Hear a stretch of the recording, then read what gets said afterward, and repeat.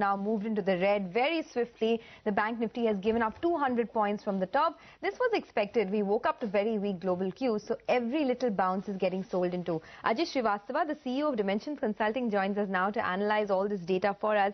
Ajay, hi, good morning. The month of September has begun on a very weak note with more losses under our belt. Do you think things can get from bad to worse? Well, I don't know how worse they can become, but yes, it's not looking as good as we thought it should be. We thought August is behind us. But quite obviously, Sonia, we are now getting a feeling that there's much more intrinsic things at play at this point of time than just the pure, reflex action with the Chinese slowdown. I think there's lots more happening in the world of finance. Very difficult to analyze all of it. But what it is telling you, basically, the underlying thesis is that growth is slowed down. The risk averseness has come back to the system, and anybody planning his portfolio has to account for these two factors. You can't be standing out and saying a V-shaped recovery is around the corner, because the world has moved away from equities, the world has moved away from risk asset at this point of time. So I think that if you take that global theme of risk aversion and PE compression, because growth compression will take place, I think you'll be well advised to then plan your portfolio. So without overcomplicating, two big events are now impacting us and will continue to impact us for a time till the Fed comes and does a rate increase. At least to that extent, we'll be out of the woods. Okay, fair enough.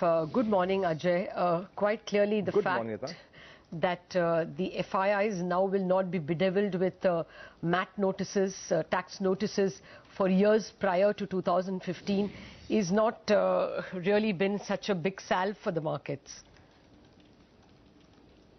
You're making a virtue out of a necessity. I guess, Lata, the point I'm saying is that what are we talking about? The budget said that the MAT levy will not be applied from this year onwards. Nothing stopped the government from putting in the budget that it would not apply for the last 10 years as well.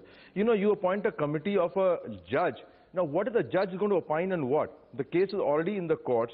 The lower courts had opined on the Castleton case. So I'm not too very clear exactly what is the role of this committee. If you want to give a benefit to them, give them a benefit in time, relieve the agony of the investors 6 months back or 9 months back, and take the benefit. In today's environment, you may, you've withdrawn it, but who cares? The bigger things are at play at this point of time. One. Two, people knew that this is going. So this, I'm not very clear that a decisive government needs a judges committee to tell them what to do when they themselves in the budget did it for the future years. Should have done it for retrospective in the budget. Budget would have been passed. Chapter would have been closed. Why even wait from March till now? Oh yes, a completely manufactured problem. I mean, from the start, one knew that the MAT applied to only entities under the Companies Act, and FPIs and individuals don't come under the Companies Act. It was so totally a manufactured problem, as Menaka put it yesterday. No, the point is taken. I was only wondering if there was be some sentimental clutching of straws because of that. It's not quite worked that way.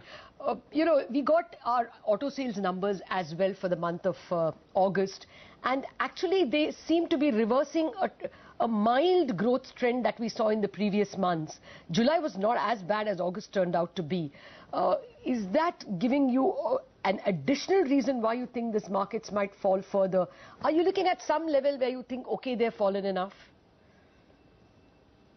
See, in this environment, what I'm advising my team and my customers is, you can overanalyze by reading the 5 newspapers and seeing the channel.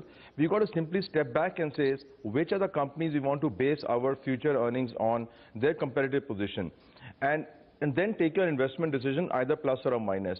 And on auto sales, I think what you guys neglect to mention, that July also saw the highest amount of discounts given by the car companies. That doesn't get reported. So very high discounts will translate to maybe incremental sales that has to happen. Whether the net quantum of value sale has gone up, I'm not too sure. Now, August was a month which was not so intensive with the new launches and the discounts were not so good. The true test will come, Lata, in the month of September when the dealers stock for the festive season. We have a concept called Shrad, which starts from, I think, September end, where nobody buys new things in India by and large, and dealers are very superstitious. So you will see that the big stocking will take place in the month of September. So if September numbers are bad, then the prognosis for the whole year is bad. But if September stocking is good by the dealers, I think we can find some safety in the turbulence of the stock market ocean. But the overarching theme, Ajay, is the fact that there's not just slowdown in our markets in terms of individual companies, but there's so much competition now. You talked about discounts in autos. Look at banks. HDFC goes and cuts, rates by 35 basis points, something we haven't seen in ages. Do you think that the growth trajectory will now take much longer than what we had expected about 6 months ago? I think so, because two reasons. One, you rightly said HDFC Bank, and we had a discussion on this. The moment the specter of new licenses came on board, let's not be very clear. These banks enjoyed supernormal profits because central bank wasn't giving licenses. The moment payment banks is coming through, the moment new banks are coming through, you will find a lot more of these rate cuts. So which we discussed was that what will impact? The premium pricing, the P's of the banks is going to shrink, and which is the process taking place. And these are the banks, more banks will react to this rate cut because they have to protect their market share. Now, coming back to recovery, I think, I don't know what constitutes a recovery, because even we say we are growing at 7%. Now, that's a healthy growth rate. So we are saying recovery from what?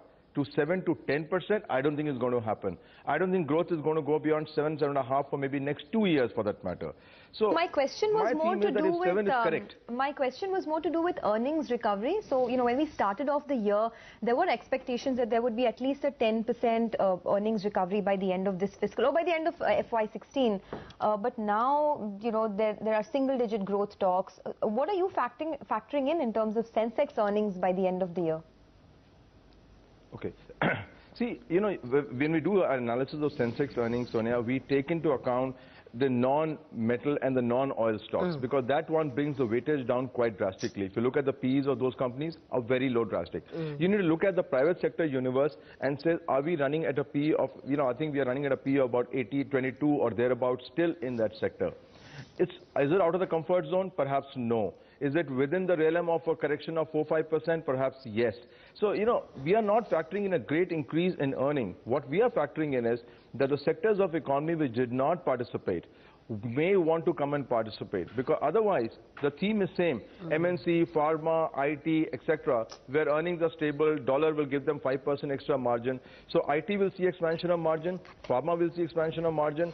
So these two sectors remain safe. MNCs will see lots of buyout options, so you'll see outperformance of stocks. So rest of the economy, whether earnings will grow, I don't think so. Even for year ending 16 March ending, you're going to see any recovery in earnings for rest of the industry. On the way down, are you adding to the positions that you have in the sectors that you mentioned? And you didn't mention telcos. They are the guys who have got the payment bank licenses. Would you like them as well? Okay, Lata, we have not added into a position for the last 4-5 days, to be honest. And to be fair to everybody, I just don't understand what's happening to this whole thing. I think I just need to settle down. It's very easy to walk in and say it's a great bargain. But am I convincingly buying the share when I pick up or advise my customers? My answer is no. So I think we are all waiting to see what this whole thing plays out. And to be very honest, now it's reaching a point where I may go into analysis paralysis, but I just can't. To just raise your cash levels and wait for a while before deploying money? I think so, Lata. Very sensible advice. And but the only thing is, it depends upon where your portfolio is. And I would presume that most of your listeners are quite invested in the market. So I'm not too sure whether they have got heavy cash on the line. People have been deploying in the last correction which happened. There's so much of noise in the system of investing in India and the great story turnaround that when I talk to people, they are fairly heavily invested at this point of time in the domestic market at least. So cash is not, we are running out of that segment of investors who had cash on the sidelines, and that's being deployed heavily.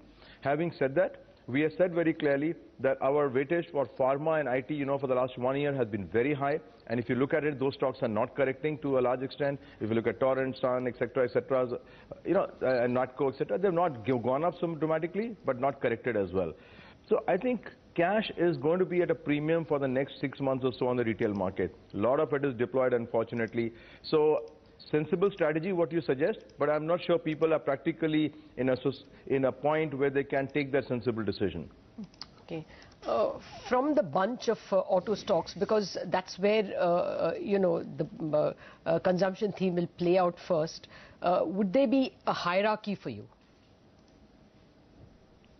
Yes, of course, there's a hierarchy. The first hierarchy is very clearly, Lata, is the winners in the market, and certainly those companies which have foreign parentage. If you can get into those stocks, I think that's the right place to do. And I'm attributing to the top vehicle car manufacturers, I'm talking to the top. Because that is the place which has two things that are going to happen in that. One is those are doing the best in the market. And number two, my gut says that within the next 12 to 18 months, if the environment is what it is right now, these companies will be bought out by their parents. So you have two plays. You have an earning play, you have a buyout play in these stocks. So I think you are in a safe place if you set up a hierarchy based upon best performers and preferably foreign promoter owned, you will do fine. Okay. The other space that you spoke about was the MNCs.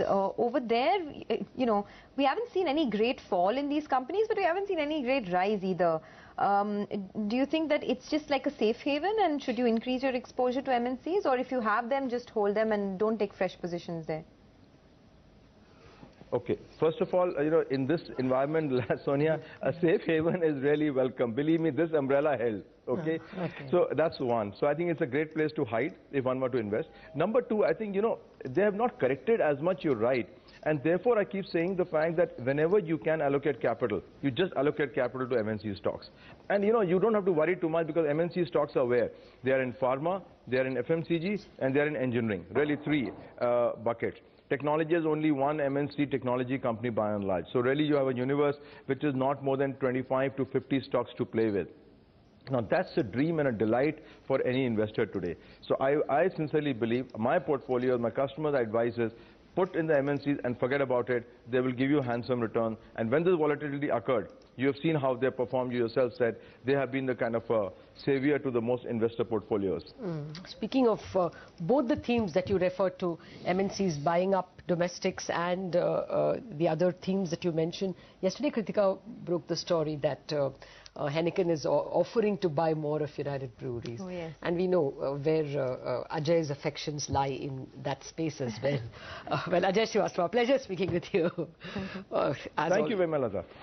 Okay, let's just rise where the markets are. The mid-caps have pulled themselves up a little better than the Nifty and the Sensex, but just at this point in time, things are so fleeting. At this moment, mid-caps are up 2/3%, Sensex and Nifty are up 1/3%, Bank Nifty has done nothing. So that was just a 10-minute wonder when the banks were in the green. The Bank Nifty was in the green, but at this point in time, many of the banks are losing out. Notable among them, IndusInd and Kotak Bank, both down about 1% each. The other stocks are just about middling. We'll take a break on that note, but coming up is our